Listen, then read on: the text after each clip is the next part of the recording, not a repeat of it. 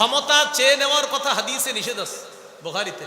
হালাল অর্থনীতিতে পারদর্শী হওয়া, ইউসুফ নবী বললেন ইজআলনি আলা খাজাইনিল আরদ, আমাকে খাদ্য মন্ত্রণালয়ের দায়িত্ব দেন, অর্থনীতির ব্যাপারে আমি ভালো বুঝি। পরে কি বলে দেখেন, ইন্নী হাফিজুন, আমি রক্ষণাবেক্ষণকারী, আলিমুন, আর এই বিদ্যায় আমি যথেষ্ট পারদর্শী। সুবহানাল্লাহ। এখান থেকে কি বোঝা যায়? বোঝা যায় হলো এই, ক্ষমতা চেয়ে নেওয়ার কথা হাদিসে নিষেধ আছে বুখারীতে।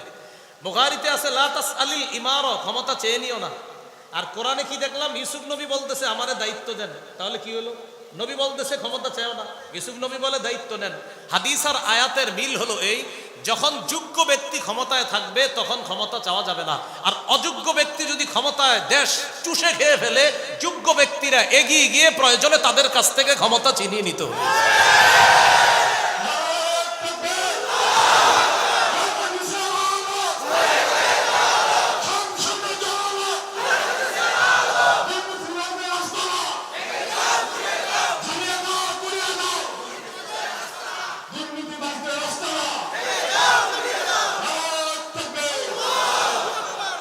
কথাটা বুঝে আসছে সবার?